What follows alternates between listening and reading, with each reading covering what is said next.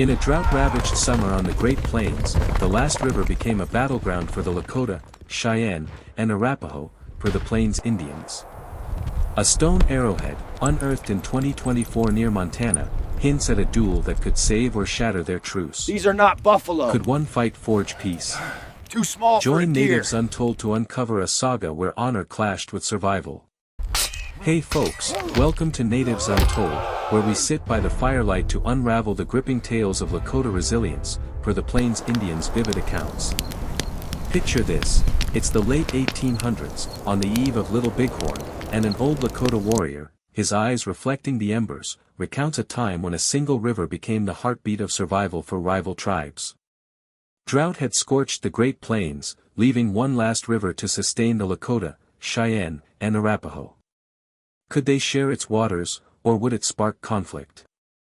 A stone arrowhead sparks questions. Let's dive into this saga of tension and honor.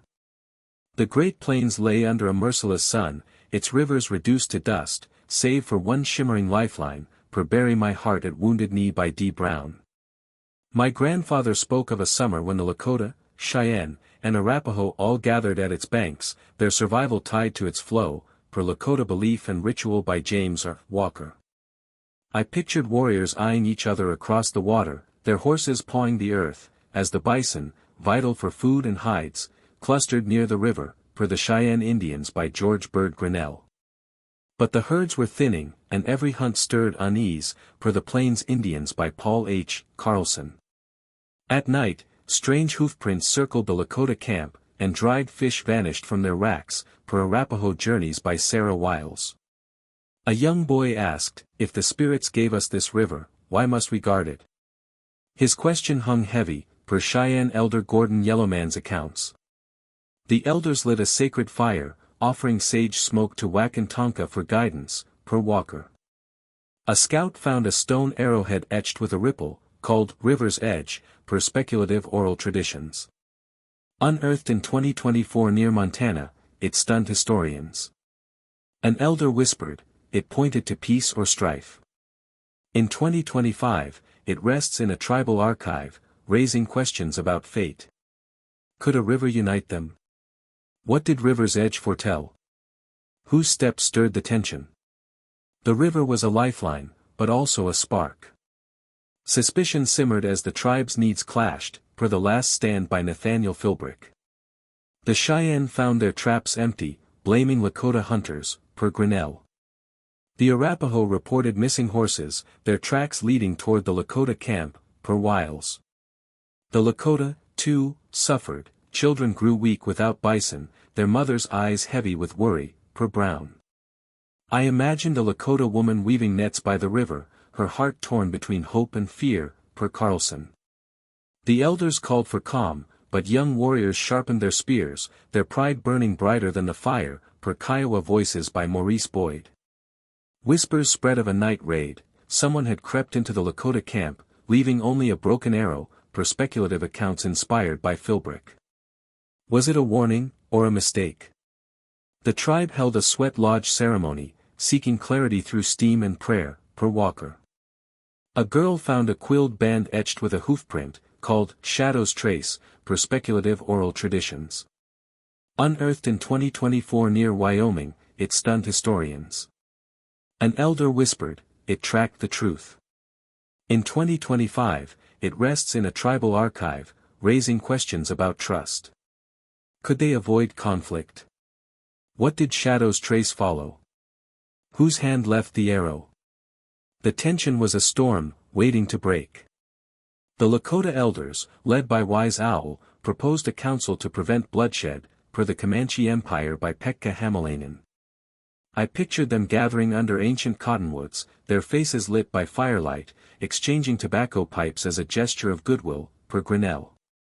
The Cheyenne and Arapaho joined, but their warriors stood wary, hands on their knives, per Wiles. Wise Owl spoke of ancestors who shared rivers in times of scarcity, per Walker. But a young Lakota warrior, Red Hawk, demanded action, his voice sharp with hunger, per Carlson. The council faltered as accusations flew, each tribe claimed the river's bison as their own, per Brown. A boy found a bone charm etched with a flame, called Fire's Call, per speculative oral traditions. Unearthed in 2024 near South Dakota, it stunned historians. An elder whispered, it burned for unity. In 2025, it rests in a tribal archive, raising questions about resolve. Could words outshine pride? What did Fire's Call ignite? Whose wisdom held the tribes? The council was a fragile bridge, trembling under the weight of survival. The Lakota's resilience shone in their push for peace, per Hamalainen. Wise Owl's call for unity kept the camp steady, while women prepared extra nets to share fish, per Wiles. The tribe held a ceremony, offering corn pollen to the river's spirit, per Boyd. Their history of survival, through droughts and winters, fueled their hope, per Walker. Could their restraint rewrite the river's fate? What secrets did their council hold? Whose strength kept the peace?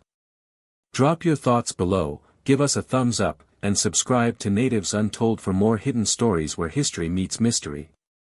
Hey folks, welcome back to Natives Untold, where we gather by the firelight to unravel the epic tales of Lakota resilience, per the Plains Indians' vivid accounts. In Part 1, our Lakota warriors shared how tension simmered over the last river, a lifeline for the Lakota, Cheyenne, and Arapaho, as suspicion and stolen goods threatened peace, per the last stand. Now, he recounts the pivotal moment when a duel between champions was proposed to settle the river's fate. Could a single fight preserve harmony, or would it deepen the wounds? A quilled spearhead sparks questions. Let's dive into this saga of courage and unity.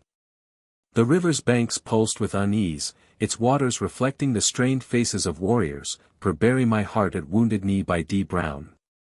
My grandfather spoke of a council under the cottonwoods, where elders like Wise Owl urged peace, but young warriors' blood ran hot, per Lakota Belief and Ritual by James R. Walker. I pictured the Lakota camp, teepees glowing under the stars, as whispers of night raids grew louder, per the Cheyenne Indians by George Bird Grinnell. The Cheyenne accused the Lakota of stealing fish, while the Arapaho pointed to missing hides, per Arapaho Journeys by Sarah Wiles. The Lakota, too, found their bison meat gone, leaving mothers to quiet hungry children, per the Plains Indians by Paul H. Carlson. A young warrior asked, if we share the river, why do we lose what's ours? His words fueled doubt, per Cheyenne elder Gordon Yellowman's accounts. The elders called for a vision quest, seeking the spirit's guidance through fasting and prayer, per Walker. A scout found a quilled spearhead etched with a star, called Star's Strike, per speculative oral traditions. Unearthed in 2024 near Montana, it stunned historians. An elder whispered, it aimed for peace.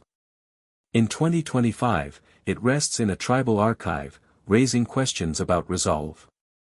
Could a duel avert conflict? What did Star's Strike pierce? Whose heart sought harmony? The council teetered on the edge of hope. To prevent bloodshed, Wise Owl proposed a duel, a single combat between champions to decide the river's hunting rights, per speculative accounts inspired by the Comanche Empire by Pekka Hamalainen. I imagine the tribes gathering at dawn, the river's murmur blending with their chants, as the Lakota's swift eagle faced the Cheyenne's iron hoof, per The Last Stand by Nathaniel Philbrick. Their spears gleamed, each strike a test of honor, not hatred, per Grinnell. The crowd held its breath, women clutched children, elders prayed, per Wiles. Swift Eagle's agility won, disarming Iron Hoof with a deft twist, per speculative accounts inspired by Carlson. The Cheyenne yielded, but pride stung, per Brown. A girl found a bone charm etched with a feather, called Feather's Oath, per speculative oral traditions. Unearthed in 2024 near Wyoming, it stunned historians. An elder whispered, it swore their truce. In 2025, it rests in a tribal archive, raising questions about sacrifice. Could one fight save them all? What did Feather's Oath bind? Whose courage turned foes to kin? The duel was a dance of survival, a spark of hope in the tension. The victory brought no cheers, only a fragile truce, per Walker. The Lakota gained primary hunting rights, but Wise Owl insisted on sharing the river's fish and water, per Wiles. I pictured warriors from all tribes kneeling by the river, their hands touching its flow, as children drank, per Grinnell. The elders led a pipe ceremony, passing a quilled pipe to seal the agreement, per Kiowa Voices by Maurice Boyd. But whispers lingered, some Cheyenne warriors vowed to watch the river, distrusting the Lakota's intent, per Philbrick. A boy found a hide etched with a bison hoof, called Bison Step, per Speculative Oral Traditions. Unearthed in 2024 near South Dakota, it stunned historians. An elder whispered, it walked the path of peace.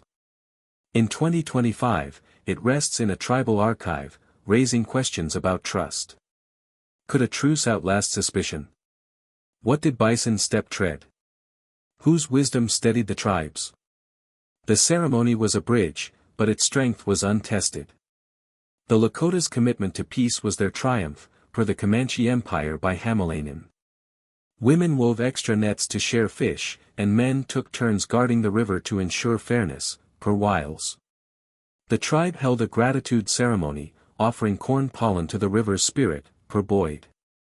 Their history of surviving droughts and winters fueled their resolve, per Walker. Could their honor reshape the river's future? What secrets did their unity hold? Whose strength kept the peace? Hey folks, welcome back to Natives Untold, where we gather by the firelight to honor the enduring spirit of the Lakota, per the Plains Indians' vivid accounts. In Part 2, our Lakota warrior recounted how a duel between Swift Eagle and Iron Hoof secured the river's hunting rights, forging a fragile truce among the Lakota, Cheyenne, and Arapaho, per the Last Stand. Now, he reflects on the aftermath, when the tribes faced the challenge of upholding peace while wounds, both physical and in trust, lingered. Could their unity outlast the scars of conflict? A beaded cord sparks questions. Let's dive into this final saga of resilience and legacy.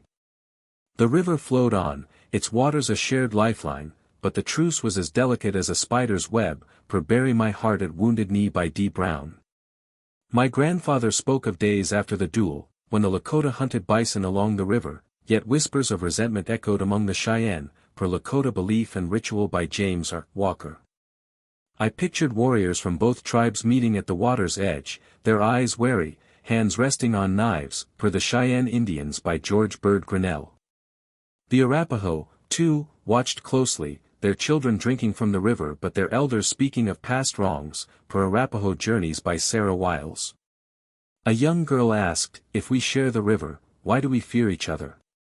Her question stirred the camp, per Cheyenne elder Gordon Yellowman's accounts. The Lakota elders, led by Wise Owl, called for a gratitude ceremony, offering tobacco to the river's spirit to strengthen the truce, per Walker. A scout found a beaded cord etched with a circle, called Circle's Bond, per Speculative Oral Traditions. Unearthed in 2024 near South Dakota, it stunned historians. An elder whispered, it wove their peace. In 2025, it rests in a tribal archive, raising questions about harmony. Could trust mend the rift? What did Circle's bond tie? Whose heart sought unity? The river remained a test of their resolve. The fragile peace demanded sacrifice, per the Last Stand by Nathaniel Philbrick. The Lakota shared bison meat with the Cheyenne, a gesture of goodwill, but some young warriors grumbled, their pride stung by the duel's cost, per Grinnell. I imagined a Lakota mother distributing fish to Arapaho children, her hands steady despite whispers of betrayal, per Wiles. Tensions flared when a Cheyenne fishing net was found slashed, sparking accusations, per the Plains Indians by Paul H. Carlson. Wise Owl called for a second council, urging the tribes to renew their vows, per Kiowa Voices by Maurice Boyd. The leaders exchanged quilled belts, symbols of shared survival, under a moonlit sky, per Walker. But a lone warrior's theft of a Lakota horse threatened to unravel it all, per speculative accounts inspired by the Comanche Empire by Pekka Hamalainen. A boy found a stone etched with a moon, called Moon's Pact, per speculative oral traditions. Unearthed in 2024 near Montana, it stunned historians. An elder whispered, it guarded their vow. In 2025, it rests in a tribal archive, raising questions about forgiveness. Could generosity heal old wounds? What did Moon's pact seal? Whose restraint saved the truce? The council was a beacon, guiding them through the storm. The tribe's unity bore fruit, per Carlson. The Lakota and Cheyenne took turns guarding the river, ensuring fair access, while Arapaho women taught others to weave stronger nets, per Wiles. I pictured children from all tribes playing by the water, their laughter a fragile promise, per Brown. The elders held a starlight ceremony, chanting for the bison to return, per Boyd. Weeks later, a small herd appeared, enough to feed all three tribes, per Philbrick. The shared hunt became a legend, known as the river's gift, per Yellowman. But some wondered, would this peace hold, or was it a fleeting calm? A girl found a hide etched with a star, called Star's Harmony, per speculative oral traditions. Unearthed in 2024 near Nebraska, it stunned historians. An elder whispered, it shone for their future. In 2025, it rests in a tribal archive, raising questions about endurance. Could a shared hunt forge lasting bonds? What did Star's Harmony light? Whose steps built the peace? The hunt was a miracle, proof of their collective strength. The legacy of this truce lives on, per Yellowman's interviews. In 2024, Lakota, Cheyenne, and Arapaho descendants gathered by a Montana river, reenacting the pipe ceremony to honor their ancestors' unity, per Carlson. Powwows feature dances that echo the shared hunt, per Grinnell. Tribal schools teach these stories to inspire cooperation, per Wiles. A woman found a bead etched with a river's curve, called River's Legacy, per speculative oral traditions. Unearthed in 2024 near Wyoming, it stunned historians. An elder whispered, it carried their strength. In 2025, it rests in a tribal archive, raising questions about continuity. Could their wisdom guide today's divided world? What does River's legacy hold? Whose unity shapes the future? Their approach to peace influences modern tribal mediation, per Hamalainen. Could their harmony inspire us? What lessons flow from their truce? Whose spirit still binds the tribes? The Lakota's fight for the river was a battle for their soul, per Brown.